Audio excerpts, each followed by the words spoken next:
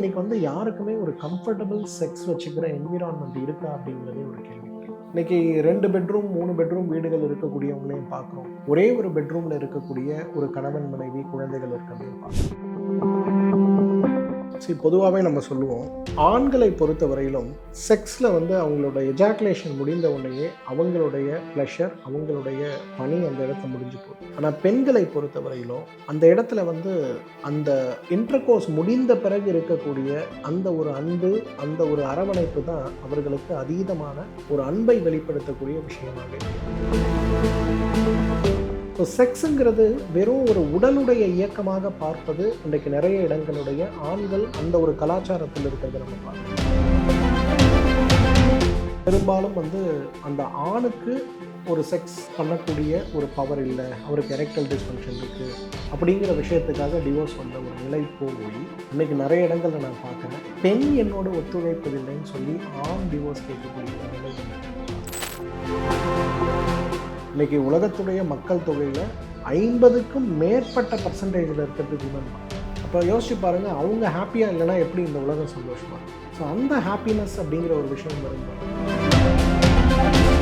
இன்றைக்கி உடை சார்ந்த, இன்றைக்கி படிப்பு சார்ந்த, அறிவு முதிர்ச்சி சார்ந்த நிறைய விஷயங்களில் பெண்கள் முன்னேறி இருந்தாலும் கூட இந்த செக்ஷுவல் வெல்னஸ் அப்படிங்கிற ஒரு விஷயத்தை பேசுறதுக்கு விமன் இன்றைக்கி தயாராக இருக்காங்கன்னா ஒரு கேள்வி. பெண்களை பொறுத்தவரையில் ஒரு இணைவு, ஒரு செக்ஸ் அப்படிங்கிறது முழுக்க ஹாய் ஹலோ வணக்கம் ஆதன் ஆரோக்கியம் யூஎஸ். நான் உங்கள் அனுக்ஷா சுவாமிநாதன் அண்ட் வெல்கம் டு ஆதன் ஆரோக்கியம் சேனல். பொதுவாகவே இந்த செக்ஷுவல் வெல்னஸ் அப்படின்னு நம்ம எடுத்துக்கிட்டாலே ஆண்களுக்கு தான் இந்த டாபிக் பற்றி நம்ம நிறைய பேர் நிறைய விதத்தில் பேசி கேள்விப்பட்டிருப்போம். ஆனால் அந்த செக்ஷுவல் வெல்னஸ் ஃபார் விமன் அப்படின்ற டாபிக் நிறைய இடத்துல பேசவே பட்டிருக்காது. இது இன்னுமே ஒரு டேபுவை தான் கன்சிடர் பண்ணிட்டு இருக்காங்க. செக்ஷுவல் வெல்னஸ் ஃபார் விமன் எந்த அளவுக்கு இம்பார்ட்டண்ட்டாக இருக்கு அண்ட் இப்போ இருக்க நிலைமையில இதை ஏன் நம்ம பேசணும் அப்படின்றது இந்த வீடியோ ஃபுல்லாக நம்ம பார்க்க போகிறோம். அண்ட் இதை பற்றி நம்ம கூட பேசுறதுக்கு டாக்டர் கௌதமன் இணைஞ்சிருக்காரு. வாங்க அவர்கிட்ட போய் பேசலாம். வணக்கம் சார். வணக்கம் சார். என்னோட முதல் கேள்வி என்ன அப்படின்னா, செக்ஷுவல் வெல்னஸ் ஃபார் விமன் அப்படின்றதே நிறைய பேர் பேசவே மாட்டாங்க. இது ஒரு விஷயமாவே நிறைய பேருக்கு தெரிய மாட்டேங்குது. இது ஏன் சார் இப்படி இருக்கு நம்மளோட சொசைட்டியில? இது நம்மளுடைய சொசைட்டி கல்ச்சர் அப்படிங்கிறத விட உலகம் ஃபுல்லா இந்த டாபிக் இப்படி தான் இருக்கிறத நம்ம பார்க்கணும். ஃப்ரீ ஸ்பீச் அப்படிங்கிறதே விமனுக்கு கடந்த ஒரு 20 வருஷமாக தான் இருக்கிறத பார்க்கணும். என்னைக்கு பெண் குழந்தைகள் படித்து என்ஜினியர்களா, டாக்டர்களா, குடும்பத்துடைய பிரெட் வின்னர்ஸாக மாற ஆரம்பிச்சாங்களோ, எக்கனாமிக்கலி மேனை டாமினேட் பண்ணக்கூடிய அளவுக்கு இன்றைக்கு பெண்கள் வளர்ந்துருக்காங்கன்னா, அதன் பிறகு தான் அவர்களுடைய உணர்ச்சிகளை வெளிப்படுத்தக்கூடிய ஒரு வழக்கம் இன்றைக்கி இருக்கிறத நம்ம பார்க்கிறோம். பட் செக்ஷுவல் வெல்னஸ் அப்படிங்கிறது பெரும்பாலும் நம்ம ஊரில் மட்டும் இல்லை, ஆல்மோஸ்ட் அக்ராஸ் த குளோப் நான் பார்க்குறேன், யாருமே முக்கியத்துவம் கொடுக்காத ஒரு விஷயமாக இருக்கிறத பார்க்குறோம். இன்றைக்கு ஒரு பெண்ணுடைய வேலை திருமணம், திருமணத்திற்கு பிறகு குழந்தைகள், குழந்தைகளுக்கு பிறகு குழந்தைகளையும் கணவனையும் பார்த்து கொள்வது தான் அப்படிங்கிற ஒரு கல்ச்சர். அதுக்கு மேலே யாருமே தாட் ப்ராசஸ் இல்லை. ஆனால் இன்றைக்கி அந்த ட்ரெண்ட் ரொம்ப அழகாக மாறி இருக்குது. இன்றைக்கி உலகத்துடைய மக்கள் தொகையில் 50க்கும் மேற்பட்ட பர்சன்டேஜில் இருக்கிறது விமன் தான். அப்போ யோசிச்சு பாருங்கள், அவங்க ஹாப்பியாக இல்லைன்னா எப்படி இந்த உலகம் சந்தோஷமாக இருக்கும். ஸோ அந்த ஹாப்பினஸ் அப்படிங்கிற ஒரு விஷயம் வரும்போது இன்றைக்கி உடை சார்ந்த, இன்றைக்கி படிப்பு சார்ந்த, அறிவு முதிர்ச்சி சார்ந்த நிறைய விஷயங்களில் பெண்கள் முன்னேறி இருந்தாலும் கூட இந்த செக்ஷுவல் வெல்னஸ் அப்படிங்கிற ஒரு விஷயத்தை பேசுறதுக்கு விமன் இன்றைக்கி தயாராக இருக்காங்களான்னா ஒரு கேள்விக்குறி தான். இன்றைக்கி நிறைய குடும்பங்களில் விவாகரத்து அப்படிங்கிற ஒரு விஷயம் ஏற்படும் போது அந்த விவாகரத்துக்கான காரணங்கள் ஒரு 10 வருஷத்துக்கு முன்னாடி பார்த்தா பெரும்பாலும் அந்த ஆணுக்கு ஒரு செக்ஸ் பண்ணக்கூடிய ஒரு பவர் இல்லை, அவருக்கு எரெக்டல் டிஸ்ஃபங்க்ஷன் இருக்குது அப்படிங்கிற விஷயத்துக்காக டிவோர்ஸ் வந்த ஒரு நிலை போய் இன்றைக்கி நிறைய இடங்களில் நான் பார்க்குறேன், பெண் என்னோட ஒத்துழைப்பதில்லைன்னு சொல்லி ஆண் டிவோர்ஸ் கேட்கக்கூடிய ஒரு நிலை வந்திருக்கிறத பார்க்குறோம். அதாவது இன்றைக்கு செக்ஸ் வேணுமா வேணாமான்னு டிசைட் பண்ணுற இடத்துல ஆணை விட பெண் இருக்கிறாங்க அப்படிங்கிறது தான் இன்றைக்கு நல்ல விஷயம். ஸோ பெண்ணை ஒரு போதைப் பொருளாக பார்க்கின்ற ஒரு நிலை மாறி அவர்களுடைய உணர்ச்சியை வெளிப்படுத்தி அவர்களுக்கு தேவையான விஷயத்தை செய்யக்கூடிய, கேட்கக்கூடிய, பேசக்கூடிய அளவில் இன்றைக்கு சமூகம் முன்னேறி இருப்பது ரொம்ப நல்ல விஷயம். So sexual wellness for women அப்படின்னு எடுத்துக்கிட்டா அதன் கீழே என்னெல்லாம் விஷயங்கள் சார் வரும்? 6 விஷயங்கள்மா. அவங்களுடைய ஃபிசிக்கல் ஹெல்த். இன்றைக்கி பெண்கள் எல்லா நேரத்துலையும் ஆரோக்கியமாக இருக்காங்களா அப்படிங்கிற ஒரு கேள்விக்குறி. இந்த ஆரோக்கியம் அப்படிங்கிறது நான் சொல்கிறது அவங்களுடைய வெறும் ஃபிசிக்கல் ஹெல்த்தை பற்றி மட்டும்தான். ஃபஸ்ட்டு டாப்பிக்காக ஃபிசிக்கல் ஹெல்த் அப்படின்னு சொல்லும்போது அவங்களுக்கு எப்போ ஓவல்யூஷன் நடக்குது, அவங்களோட ஹார்மோன்ஸ் எப்போ பீக்கில் இருக்குது, அவங்களுக்கு தேவையான ஓய்வு எப்போ கிடைக்குது, இந்த மாதிரி எல்லா விஷயத்தையும் டிட்டர்மைன் பண்ணக்கூடியது physical health. Second, mental health. இன்னைக்கு ஒரு செக்ஸுங்கிறது ஒரு இயந்திரத்தனமான விஷயமாக இருந்த காலம் போய் இன்னைக்கு ஒரு ஆணும் பெண்ணும் விரும்பக்கூடிய விஷயமாக மாறி இருக்கு. அப்புறம் ஒரு பார்ட்னருக்கு என்ன தேவை தேவையில்லைன்னு டிசைட் பண்ணக்கூடிய அந்த மனநிலை அப்படிங்கிறது அந்த பெண்ணுக்கு இருக்கும்போது தான் அந்த செக்ஷுவல் ஹெல்த் பெட்டராக இருக்கிறத பார்க்கணும். ஃபோர்ஸ்டு ரிலேஷன்ஷிப் அப்படிங்கிறது இன்றைக்கும் உலகம் முழுவதும் நடந்து கொண்டு இருக்கக்கூடிய ஒரு விஷயமா தான் பார்க்கணும். இந்த ஃபோர்ஸ்டு ரிலேஷன்ஷிப்னு வரும்போது அந்த பெண்ணுடைய மனது மிகப்பெரிய அளவில் பாதிக்கப்படும் போது இன்னைக்கு ஏன் செர்விக்கல் கேன்சர் வருது, ஏன் இன்னைக்கு இன்ஃபர்டிலிட்டி வருதுன்னு பார்க்கும்போது நிறைய இடங்கள்ல இந்த ஃபோர்ஸ்டு ரிலேஷன்ஷிப் மென்டல் ஹெல்த்தை அஃபெக்ட் பண்ணுறதுனால அதுவே அவங்களோட செக்ஷுவல் அண்ட் ரீப்ரொடக்டிவ் ஹெல்த்துக்கு மிகப்பெரிய சவாலாக இருக்கிறத நம்ம பார்க்குறோம். இன்னைக்கு நிறைய இல்னஸ் பார்க்குறோம். உதாரணத்துக்கு வந்து ஏர்லி மெனோபாஸ். இன்றைக்கெலாம் வந்து 60 வயதில் இருந்த மெனோபாஸ் வந்து 1990 2000 வருடங்களில் பார்த்தீங்கன்னா 60 50 ஆச்சு. அடுத்த 10 வருஷத்தில் அது 40 ஆச்சு, 45 ஆச்சு. இப்போ பார்த்தீங்கன்னா ஏர்லி மெனோபாஸ் வருது. 35 வயசில் மெனோபாஸோடு வரக்கூடிய நிறைய பெண்களை நம்ம பார்க்குறோம். அப்போ இதற்கான காரணங்கள் இன்றைக்கு நிறைய காரணங்களை பார்க்குறோம். அப்போ மெனோபாஸ் ஆகும்போது என்ன ஆகும், அவங்களோட ஈஸ்ட்ரஜன் லெவல்ஸ்லாம் ரொம்ப குறைய ஆரம்பிக்கும். அப்போ உடல் முழுவதும் ஏற்படுகின்ற வறட்சி பிறப்புறுப்புகளுடைய வறட்சியாக மாறும்போது அதுவே இன்னைக்கு ஒரு பெரிய ப்ராப்ளத்தை கிரியேட் பண்ணதை பார்க்கும். இன்னைக்கு சோஷியல் ரீசன்ஸ், இன்னைக்கு நிறைய பேர் வேலைக்கு போகக்கூடிய பெண்களாக இருக்காங்க.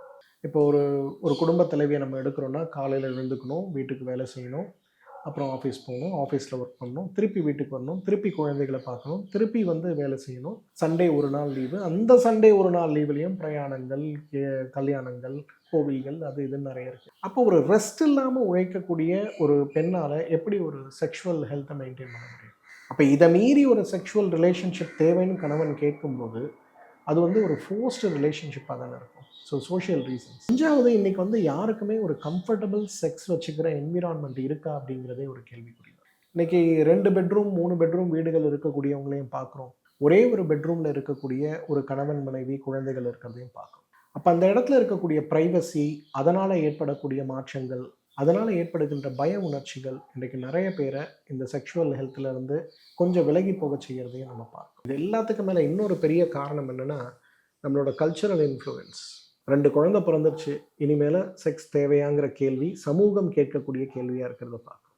குழந்தை இன்னைக்கு காலேஜ் படிக்கிறான், இன்னும் உங்களுக்கு இதெல்லாம் தேவையான்னு கேட்கக்கூடிய நிறைய பேரை நம்ம பார்க்கணும். இப்போ நம்ம கம்பம் தேனி இந்த பக்கம்லாம் போகிறோம்னா அங்கெல்லாம் பார்த்தீங்கன்னா உங்களுக்கு ஒரு 18-20 வயசில் கல்யாணம் நடக்கும்.